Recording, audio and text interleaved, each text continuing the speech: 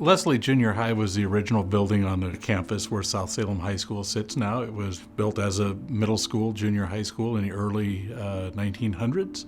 It was used for multiple purposes over the years. It eventually became home to a charter school just before we took it down to expand the South Salem High School.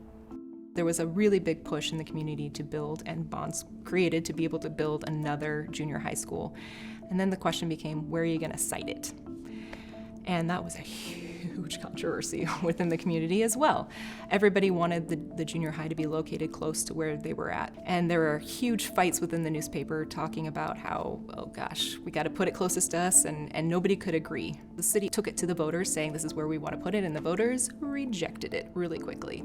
And so they went on a big tear across the city trying to fundraise and put the information out there, and there was a special election that was held just a few months later, and it passed by 12 votes. The first building was a V-shape, and it was just that initial central hallway. But the next big kind of construction phase wouldn't come until the 1930s and the WPA funded project, which added an auditorium and a gymnasium onto the structure itself. Leslie, was kind of equipped with all of the modern things of the time. They had enough classrooms for, math, and they had a classroom for Latin and English and handwriting. And so they were, kind of building it out kind of as a more up-to-date school. And at the time, they also called it the, no expense spared, state-of-the-art, Leslie School. It cost, I think, $88,000 back then, so that was kind of a huge chunk of change. So the one thing about the school that was not controversial was actually the naming of it. So the name that was selected was Leslie Junior High, and that was actually named after David Leslie, who was a Methodist missionary that had come to Salem as part of the Methodist mission in the 1840s. It was kind of a theme with middle schools. All of the early middle schools, Parrish, Leslie, Judson, were all named after these missionaries. But this one also had a little bit of significance too, because the property here is actually on the donation land claim of David Leslie. His house was where the Bush House Museum stands today, but all of his land claim extended out this far as well. 1936 was the height of the Depression, and part of the Works Progress administration was these large public building campaigns, and Leslie Junior High was a recipient of that at the time. In 1936, there were additions made in a gymnasium and a auditorium building as well, expanding the footprint of the school itself. Improvements in 1936 put the school into the structure and the shape that I think most people would recognize it as. When the W was completed in 36, they had a big opening kind of celebration and event, and the governor, Charles Martin, spoke. He came out here and talked to the folks, and the master of ceremonies was the student body president, who later became a governor as well as senator, Mark Hatfield. The old Leslie building, I liked the design of it.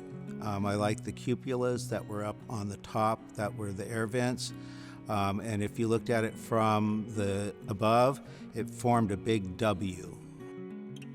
Yeah, I remember how distinctive the gymnasium was with the windows and things like that, and that's generally, you don't see that in many gymnasiums, especially nowadays. The pool was part of the expansion because the support from the federal relief programs, and that they were able to put that in place, with that support and that money.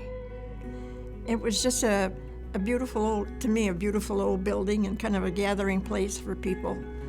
It left a hole when it left. What stood out most in my mind was the transition from grade school Bush with one room with students throughout the day after day, was coming to Leslie and having a number of classes in a number of rooms with different people. So it created an atmosphere of finding new friends, new teachers, and new subjects. It was a revelation for me to be involved at Leslie Junior High. We had boxing, we had wrestling, so you had an opportunity to compete at your weight class, and then were pictured in the annual as the victor of this particular weight class of that year. So you began to get involved more and more with the school because you felt more and more a part of the school. Of course, the boxing gloves weighed about 8 pounds apiece, so you really couldn't last very long, but 3 rounds. The curriculum would seem a little strange to somebody thinking about public school curriculum today. They had Latin classes in the junior high. They had English recitation, sewing classes, domestic arts, manual arts. We had a lit football field at Leslie Junior High. When South was finished, there was a hallway between South Salem High School and Leslie Junior High.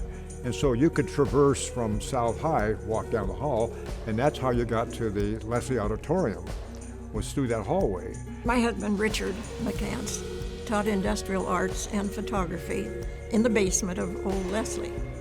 They had wood shop, metal shop, and drafting. And of course, you had home ec at that time. And the girls did not take those classes in the basement. I think they liked being down there by themselves.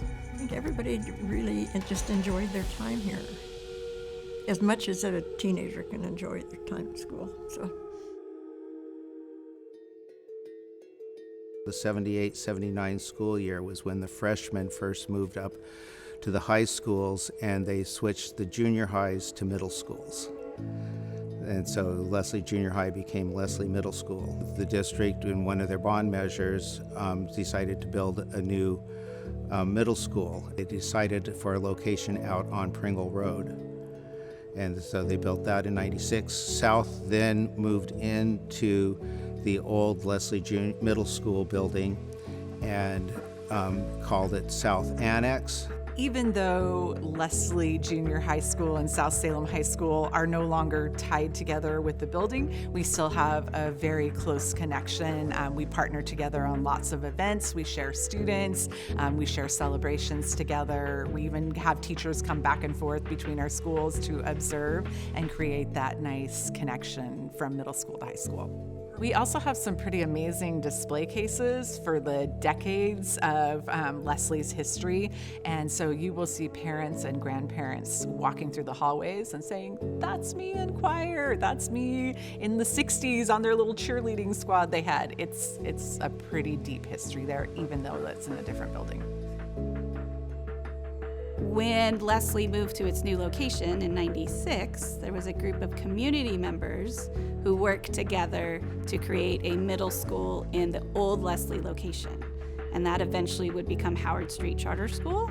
We opened in September of '97, and we're still there now in a new location in downtown Salem in 2023. The building itself was heated by boilers, right? So steam went through the heaters to heat the rooms. And I could not teach late May, early June because my room was like 75, 80 degrees. So I was often on the front lawn. Cold was never a problem. It was always the heat. To go from one area in the basement to another, you had to come upstairs, go down the hall, go down another stair. You couldn't go from one to the other. The internet never really kept up with us in that space. We had smart boards that we wanted to put in. And in my classroom that I was doing down there, the instant we started putting up a smart board, we found that it had asbestos in the wall. To be honest, one of our math classrooms had a regular sewer problem, right? When there was a problem with the line under the football field, there was a lot of issues that we had to fix. And the district was great about getting to that really quickly, but it was one of those things of like, what's going on? Yeah, it was not a space that was for modern times. The woodwork I thought was beautiful. They had lovely windows. We did not have air conditioning, no matter what time of year it was. To get to the cafeteria was interesting because you had to go through South. Leslie had no cafeteria. So there were some things I can see needed improvement, but it had a charm of its own. The old building was really nice. However, it was brick and wood, and it would heat up and it would stay warm all the time. It didn't cool down very often. The heating and ventilation system in that building was very old. I mean, it worked and people were warm and it moved air, but nothing like today's standards for the amount of air that you would need in a fresh air into a building and the air turnover that we expect out of our modern building. The old auditorium was really outdated. It was hot. It was noisy. The fans that moved the air in there to keep them cool had a hum that you could hear in any recording that they had. The educational environment changes all the time, clearly, and from the mid-20s, mid-30s to today, it's a completely different world.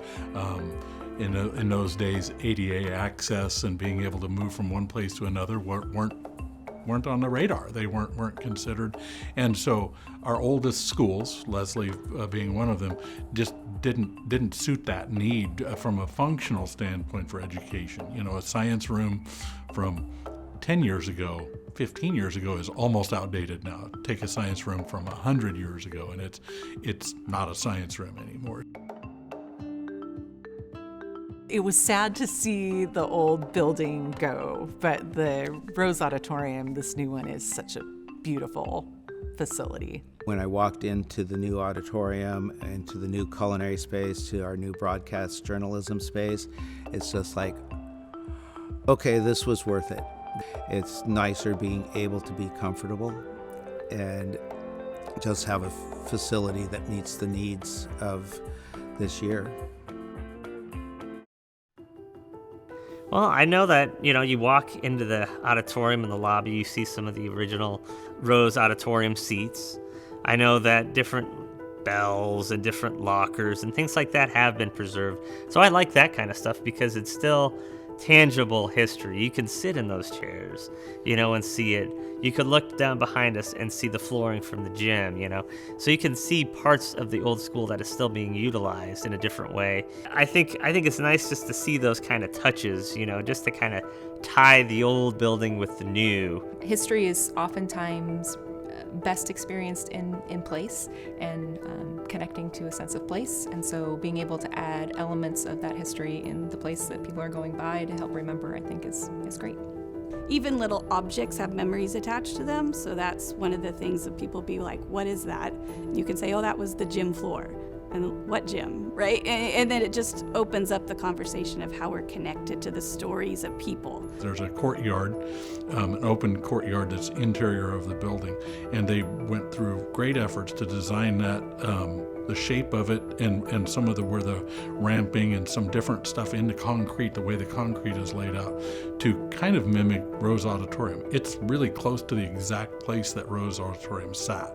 So if you go in there with that mindset, you can kind of see, okay, yeah, that's where the stage was, and it kind of looks like it in concrete. Even though the building can't be preserved, it's nice to be able to see some of the elements of the architecture still preserved in the building today. As all historians are, we would prefer to see buildings stay where they are, but that's not always options within communities. So a lot of that historic preservation has to be balanced with what the needs are of the community today. We were looking at designing all of our high schools to have a capacity of 2,200 students across the district. With the exception of West Salem High School, we were looking for 2,100.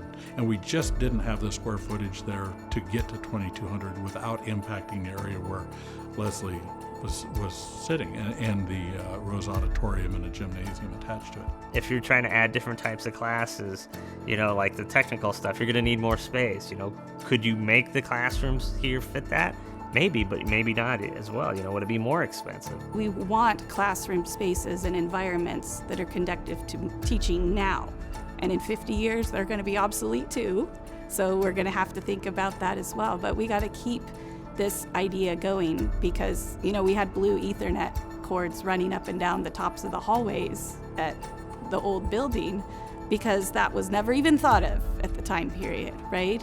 And you have boilers that you have to put metal grates over so kids won't burn themselves on the heat that's coming out of it. We have gone through a pretty significant effort across the district for the last 15 years or so to seismically strengthen many of our buildings. As of our most challenging seismic buildings, we've strengthened dozens of buildings around, and it was on that needs list, but incredibly challenging to do that work and have a positive outcome and have any of the history still in existence. I knew it had to go. And I have my memories, and I'm not sad because I'm still hanging on to a lot of those things that I pulled out of that school. And you can't change that. You know, I can't change time.